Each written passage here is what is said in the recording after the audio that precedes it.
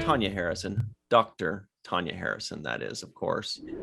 It's time to talk about you for a moment, if that's okay. Sure. First of all, first things first, can you please tell us what that book behind you is and how cool is it that you wrote it? Oh man, the sun went down while we were talking in I my know time it's dark zone. now. But here you go. I can't like get up to turn on a light or I have to disappear. So yeah, I conveniently wrote a book with a very similar title to the show called For All Humankind, which I actually thought about in the family trying to cross. So the book is about the memories from folks around the world who watched or listened to the moon landing live as it happened. But I specifically interviewed people that were not from the United States because we see tons of documentaries and hear lots of stories from people, oh, I grew up in Ohio and I was inspired by the astronauts, so I worked for NASA, or, I watched the moon landing and I grew up in California and, now I work for NASA. That's cool, but I feel like that's the less interesting story. So I wanted to know, how did everybody else in the world view this event? Was this a human achievement or was this an American achievement? And so it turns out to be very difficult to track down people that are not from America and were old enough to remember the moon landing. So I had to employ lots of, does anybody have a grandparent or, a great uncle or something that knows someone? And managed to track down 8 people. One of them actually was someone that grew up in Mexico. So we got a story from Mexico. But the stories range really wildly. The youngest person was a 5-year-old girl growing up in rural northwestern India, and she was listening to it on the radio with her family. And then the oldest person was a 44-year-old Holocaust survivor from Lithuania who had immigrated to Canada via Rhodesia at the time and South Africa. Saw that South Africa was starting to feel a little bit like Nazi Germany with apartheid. And he was like, I got to get my family out of here. So they immigrated to Canada. And, but I also wanted to track down people that were really not space people. They weren't scientists. They were just people that happened to remember this thing in their life. And so it was really cool to hear everyone's stories. And the common theme across all of them was that we didn't care that it was an American mission that was going. Most of them didn't really care about the space race in general. Like if it was America versus Russia, they were just like, we thought it was amazing that humans were landing on the moon. Like we as a species had accomplished this bigger thing. And it ties really well into Gordo's speech about, he was hoping that humans seeing men on the moon would help people look up and look past their hate and see something bigger. And that was kind of the consistent message from these people. And even on Apollo 11, there's a little tiny microchip that they engraved messages on from a bunch of world leaders, like 100 plus countries. And a lot of the messages on that microchip were very similar things. Be like, hey, from space, we can look back on the Earth and see that there are no boundaries. Maybe we will work together as a species and we'll stop, all the infighting that's going on in the world right now. So it was a really beautiful thing to see.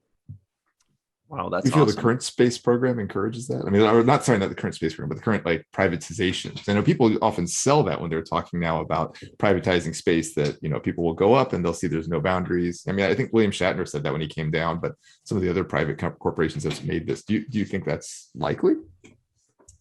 I think so. It probably sounds like a cheesy marketing line to maybe non-space people, like, oh yeah, space is this transformational experience, I'm sure. But it's such a consistent message that like every astronaut says they go into space and they come back feeling like they need to be better stewards of Earth. And seeing William Shatner's like emotional reaction to just a few minutes in space, the fact that he could barely speak at first was really powerful to see. I was like, in my head, if only we could get more people to have this experience, maybe the world would be a better place. Wow. Yeah, all that curiosity and perseverance really paid off with that opportunity. Speaking of which, what's so funny? Tanya, what do you do for NASA, by the way?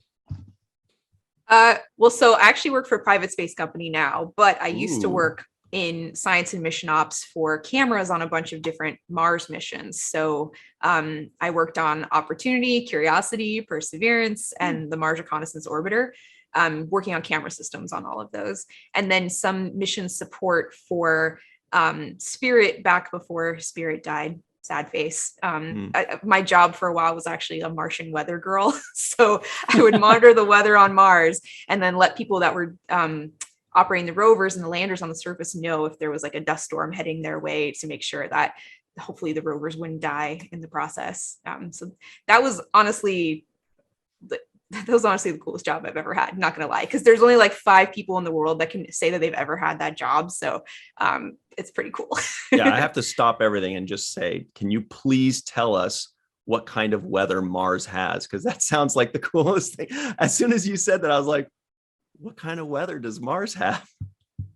This surprises a lot of people. They assume it's just like this dead red rock floating off in space, but Mars is actually super dynamic. It has these global dust storms, not anything like what you saw in The Martian for anybody that saw that, but you'll get dust that stays in the atmosphere for months at a time, and sometimes you can't even see the surface from orbit that they get that bad. But there's also little water ice clouds that'll streak by, and we can actually see them from the surface with the rovers. They kind of look like wispy clouds that you would see in the upper atmosphere here on Earth, cirrus clouds for any nerds out there. So it's mostly those, lots and lots of dust storms, and then some water ice clouds. And every once in a while, the dust storms will threaten the rovers. And so you got to batten down the hatches as much as you can. You can't drive them out of the way. They don't move quickly enough. You can close dust covers and try to not use too much of the batteries so that the batteries won't die. Unfortunately, one dust storm did end up killing the Opportunity rover. I was on shift when that happened, which was really sad. But it lasted 15 years and it was supposed to last for 3 months. So It was wildly successful regardless. How predictable is the weather? Are they like seeing it from orbit coming? Like, how do you know when there's a dust storm coming on Mars? So the nice thing is the weather on Mars is super predictable because it doesn't have any oceans. So all of the weather is pretty much driven by topography, so elevation. So you'll see weather systems coming through like big basins or giant impact craters, and it happens in the same places at the same time of year, year after year. Even like global dust storm season, it's kind of like hurricane season here on Earth. You know when they're going to happen, but you don't know how big they're going to be. You just know like these 3 or 4 months are going to be tricky. And we've been monitoring the weather on Mars now almost on a daily basis from early 1997 with Mars Global Surveyor through today with Mars Reconnaissance Orbiter. We've been taking daily global images of the entire planet to monitor the weather patterns. And I think even Mars scientists, a lot of them don't realize we have this data set. So the weather on Mars is way more predictable than the weather on Earth, which is pretty cool. Wow. Are you allowed to say what you're working on now too, or is that like top secret?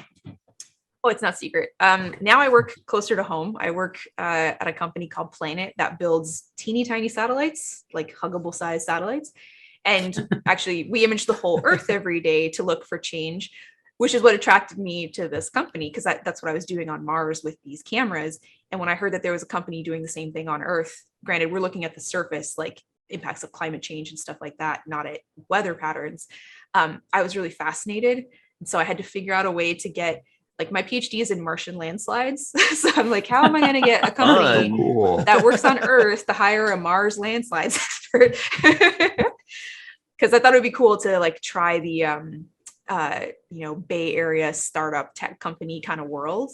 And it's been really exciting. It's exciting in a very different way than working on Mars rovers, but it's been a fantastic experience.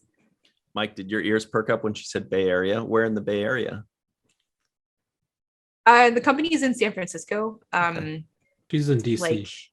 Yeah. So I live in DC, unfortunately. Well, not unfortunately, I love DC, but I moved here to work out of our federal office to be close to NASA. And now I work for our main office in San Francisco, but I just work from home. So cool. The reason I asked is Michael and I are from San Jose. So when people say Bay Area, we kind of like lean in a bit. Wow, that's all really cool. And everybody that's watching, I'm sure, wants to hear you answer questions forever. So everybody at home, make sure to follow Tanya.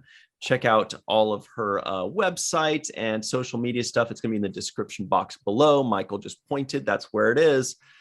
Be sure to click and check all that stuff out. Tanya is obviously fascinating and amazing, and we can't wait to learn more about you.